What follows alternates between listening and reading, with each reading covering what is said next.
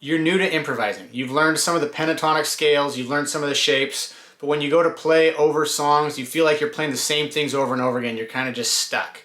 I have a trick that I'm going to show you that hopefully will help. So what we're going to be talking about today is highlighting the root notes of our chord progression within the pentatonic scale.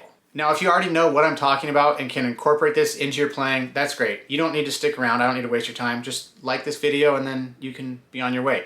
But if you don't know what I'm talking about, or if you're not sure, then stick around. If what I said seems confusing, don't worry. It's actually more simple than it sounds. So I'm going to show this in the key of A, and then later I'll talk about how we can move this to fit whatever key we're playing in. But if we're playing in the key of A, hopefully at this point we've learned our minor pentatonic shape, right? So we're starting up here on the 5th fret.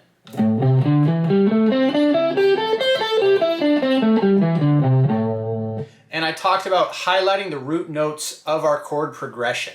So something we have to think about when we're soloing is not just what key the song is based around, but also what chords are happening within the song. If you're playing in a band or you're playing accompanying a singer, they're not just going to strum, or you're not just going to strum the A chord the entire song, or that'd be incredibly boring, right? Chances are we're going to be playing some other chords as well. So the most common chords we're going to play when we're in the key of A are obviously going to be the A chord, it's going to be a D chord, and it's going to be an E chord.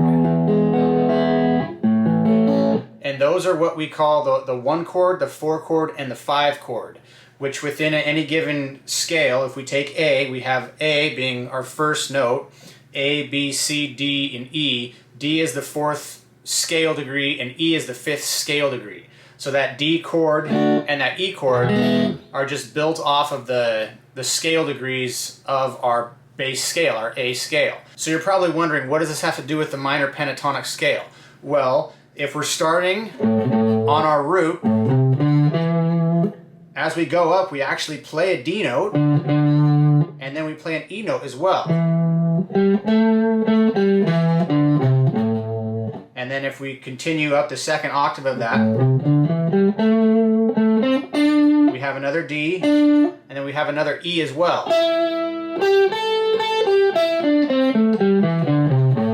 So the 3 chords, A, D, and E, that are going to be the most common chords when we're playing in the key of A, all have their root notes in the pentatonic scale. And what that means for us is, as we're improvising, as we're soloing, when the progression moves to that next chord, if we're starting on A and then it goes to a D, we're going to want to highlight that D note in our scale, right? Maybe we were playing this.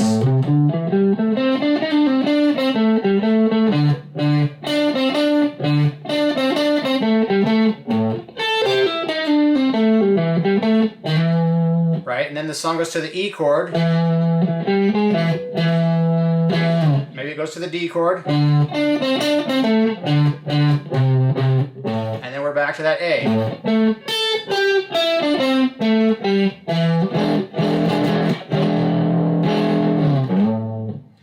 So all that is as I'm thinking through this chord progression in my head, as the chord changes, I'm playing that root just temporarily, and then moving further on down the pentatonic shape or the pentatonic scale.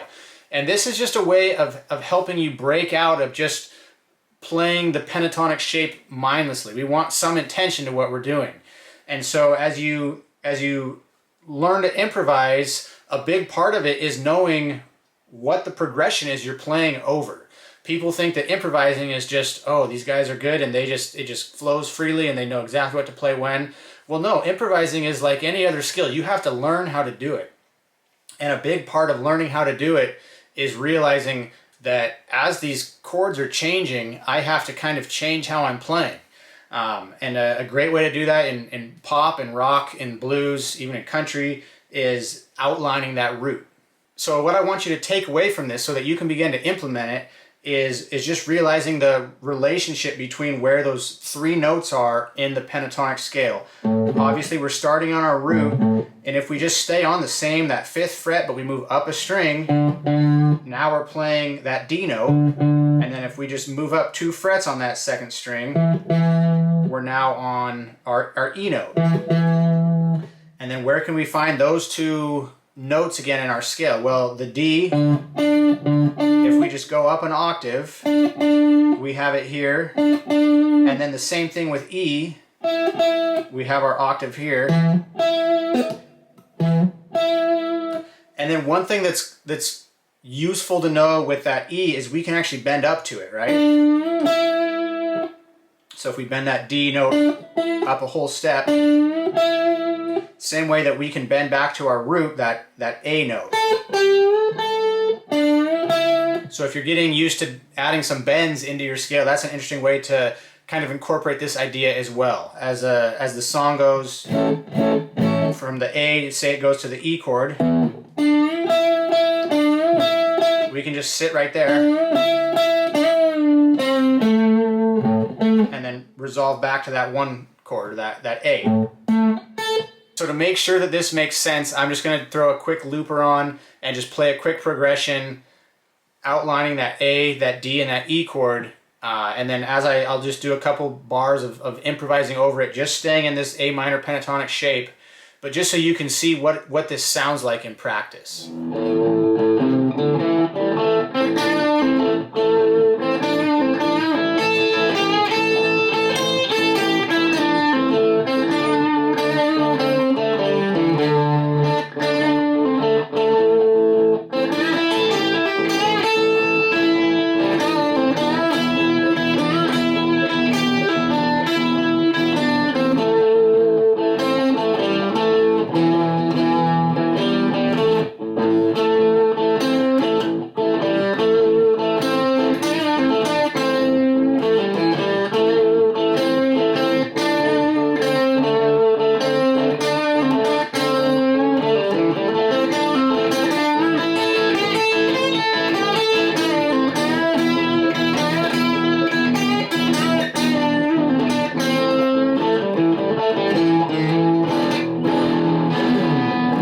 About how we can move this to different keys as long as we know what kind of our home base is, the actual key that the song is in.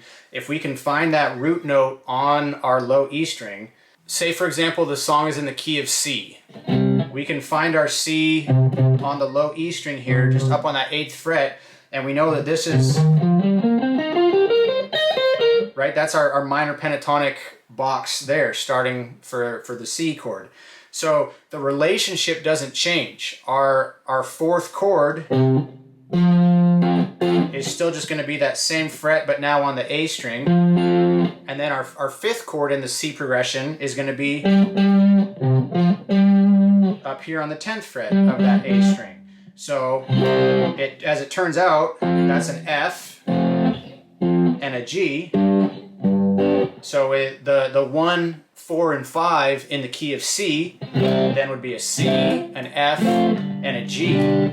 But as long as you know where those target notes are within the pentatonic shape, you can then move it anywhere and apply it to the new key that you're playing in.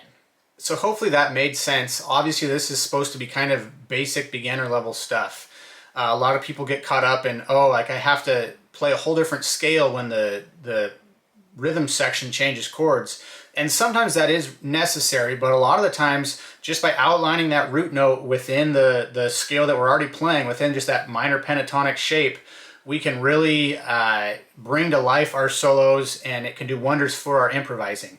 One little side note that's kind of not in the scope of this at all, but if the minor pentatonic isn't working, if the notes just don't sound right, try playing the major pentatonic of the same chord, right? So if we're playing in the key of A and that A minor pentatonic doesn't seem to work, try playing notes from A major pentatonic. That will probably solve the problem.